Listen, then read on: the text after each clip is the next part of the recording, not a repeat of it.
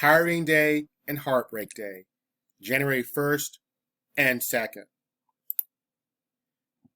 O you happy free woman, contrast your New Year's Day with that of the poor bondwoman. With you it is a pleasant season, and the light of the day is blessed. Friendly wishes meet you everywhere, and gifts are showered upon you. Even hearts that have been estranged from you soften at this season, and lips that have been silent echo back, I wish you a happy new year. Children bring their little offerings and raise their rosy lips for a caress. They are your own, and no hand but that of death can take them from you. But to the slave mother, New Year's Day comes laden with peculiar sorrows. She sits on her cold cabin floor, watching the children who may be all torn from her the next morning. And often does she wish that she and they might die before the day dawns. She may be ignorant, degraded by the system that has brutalized her from childhood, but she has a mother's instincts and is capable of feeling a mother's agonies. Hiring Day at the South takes place on the 1st of January. On the 2nd, the slaves are expected to go to their new masters. On a farm, they may work until the corn and cotton are laid. They then have 2 holidays. Some masters give them a good dinner under the trees. This over, they work until Christmas Eve. If no heavy charges are meantime brought against them, they are given 4 or 5 holidays, whichever the master or overseer may think proper. Then comes New Year's Eve, and they gather together their little alls, or more properly speaking, their little nothings, and wait anxiously for the dawning of the day. At the appointed hour, the grounds are thronged with men, women, and children waiting like criminals to hear their doom pronounced. The slave is sure to know who is the most humane or cruel master within 40 miles of him.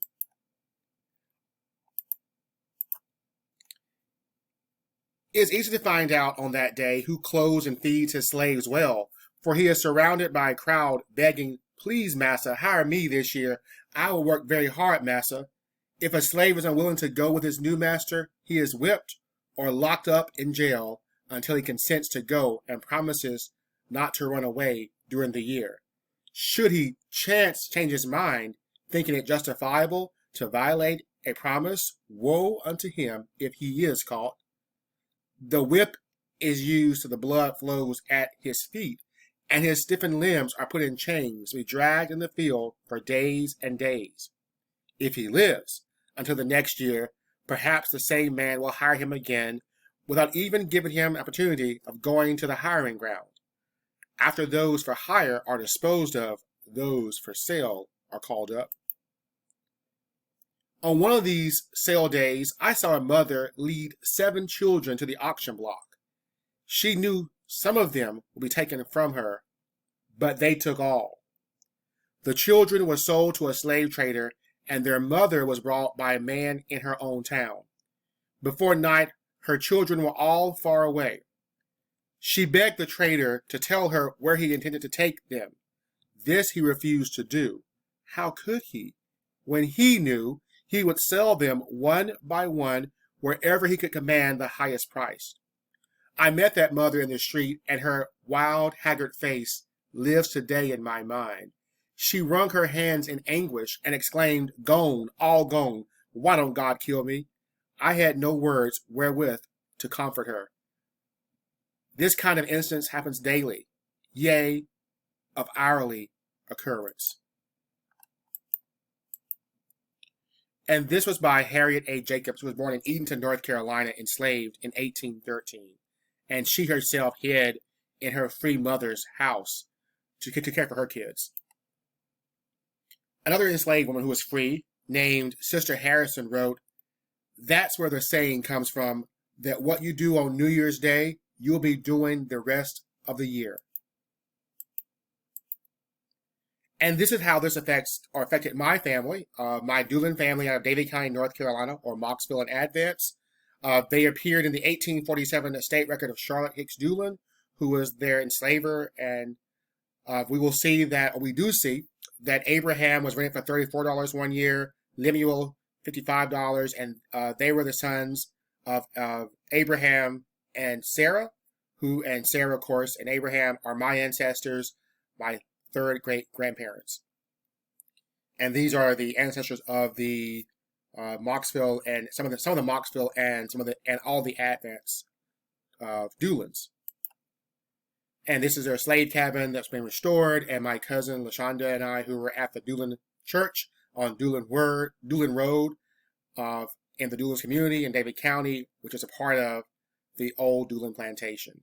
And also in those records, we found the enslaved people, of course, Abram, Sarah, Lemuel, Bethania, who is my second great grandmother, Jane, Abner, and Alsey.